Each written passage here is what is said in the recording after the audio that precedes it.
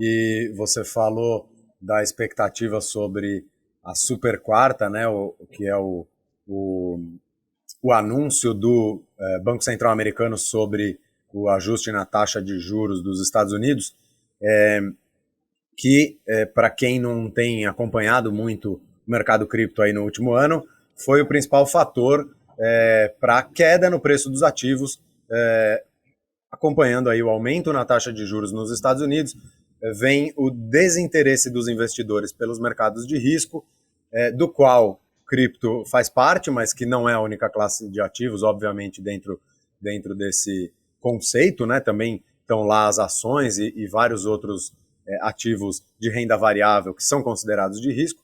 E aí, depois de muito tempo de aumento na taxa de juros, agora a gente tem uma perspectiva de um aumento menor, certo, do que os últimos meses. E Sim. aí agora, dia 1º de fevereiro, quarta-feira, vem o anúncio do próximo ajuste na taxa de juros dos Estados Unidos. Qual a sua perspectiva? Você, como analista, acha que a expectativa em relação a isso já está precificada? Pode impactar o mercado aí nesse meio de semana? O que você espera para o mercado cripto após o anúncio do Fed? Sendo bem sincero, cara, quando a gente olha para o cenário, para o contexto como um todo, a gente viu nas últimas semanas os comissários do FONC trazendo realmente uma perspectiva de que vem 25 bips. E o mercado realmente, na minha opinião, já precificou os 25 bips. Se vier alguma coisa diferente disso para cima, no caso, um aumento igual ao que a gente teve em novembro, que foi de 50 bips, o mercado vai reagir muito mal. Os ativos de risco como um todo vão cair, o mercado cripto vai cair bastante se o Fed vier com 50 bips na quarta-feira, o que eu acho que é relativamente bem improvável, tá? Quando a gente olha, por exemplo, para a FedWatch Tool, que é uma ferramenta da CME Group, que mensura um pouco mais como está esse sentimento do mercado e até mesmo, cara, em relação às comunicações dos comissários do FONC, a probabilidade de vir 25 bips, segundo o estudo e o modelo deles, é de 98%. Então, eu realmente acho que os 25 bips vêm, eu acho que eles já estão precificados, e agora, para que o Fed realmente tenha uma mudança um pouco mais rigorosa, no sentido de começar realmente a cortar a taxa em um time frame um pouco maior, a gente vai precisar de incentivos cada vez maiores em relação aos números da inflação lá no país. Eu acho que ainda não tem evidências suficientes para a gente começar a ver cortes. A gente vê uma diminuição no pace, então assim, se a velocidade antes estava muito rápida, quando a gente foi de 25, 50, 75 bips de novo no ano passado, agora a gente está desacelerando isso um pouco, justamente porque há uma preocupação dos comissários do FONC como um todo, de que talvez algumas dessas medidas estejam sendo feitas com um certo atraso. Então a preocupação nesse sentido vem de estrangular a economia, então eles não querem fazer isso, e há um medo muito grande que na próxima esquina tenha uma recessão justamente por conta de uma política monetária muito restritiva. Então, para mim, fica muito mais claro que vem 25 bips, até porque eu acho que 50 poderia estrangular muito o mercado. Mas, novamente, para mim, 25 bips não é uma surpresa. O mercado não está realmente esperando uma surpresa, não está esperando que não vai vir um aumento e também não está esperando que venha um aumento de 50 bips. Então, para mim, o mercado fica um pouco de lado mesmo com isso. E aí, o que vai ser mais importante na quarta-feira mesmo vai ser a forma com que eles vão comunicar isso. Tanto a entrevista do Powell logo depois do aumento, quanto realmente o paper que eles divulgam no dia. Então, assim, tem que prestar bastante atenção a isso para entender um pouco mais quais são as pistas em relação às próximas reuniões e até mesmo sobre as próximas ações do Banco Central dos Estados Unidos.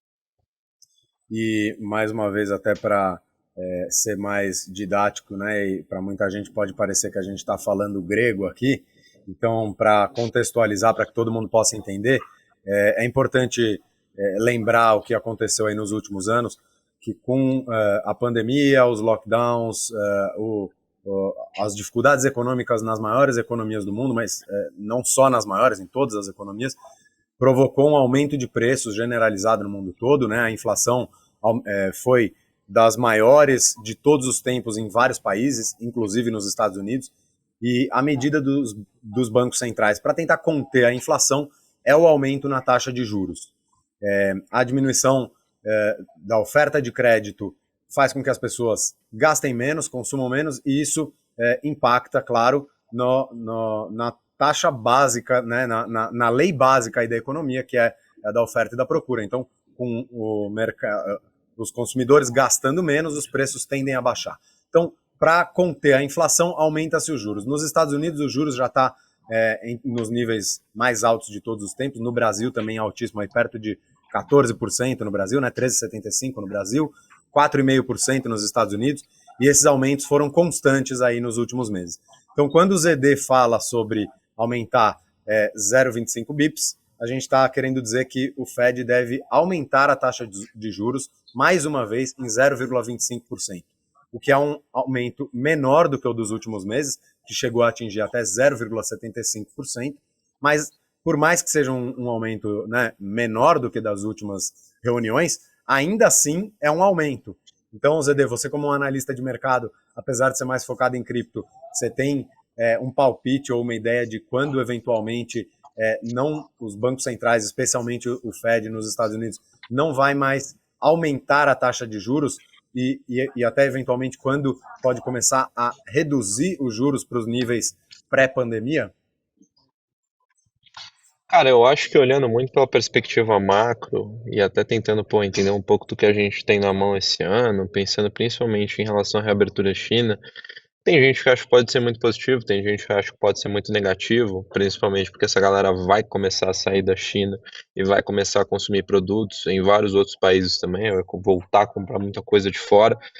Tem uma perspectiva um pouco negativa em relação ao impacto que isso pode ter na inflação, como também tem uma parte um pouco mais positiva de que vai aumentar a produção de produtos acabados, distribuição disso para o mundo, então o preço deve cair um pouquinho. Mas eu acho que, de modo geral, cara, pensando em Estados Unidos, ainda é muito cedo para a gente parar de ter aumentos, tá? Apesar de que a inflação teve uma queda bem considerável quando a gente olha o que a gente tinha 6 meses atrás, a gente olha o que a gente tinha em junho, julho, batendo ali na casa dos 9,1%, olhando para os últimos 12 meses.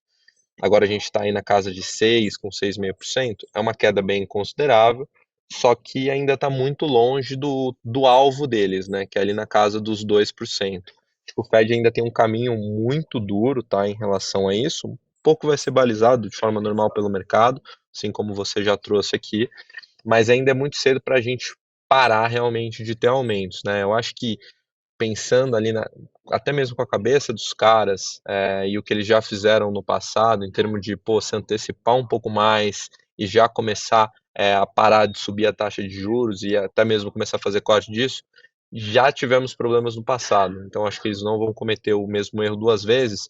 Pensando realmente para a gente parar de ter aumento, acho que num cenário bem otimista, mais ou menos ali em junho desse ano, tá? Acho que é o que boa parte do mercado também tem visto.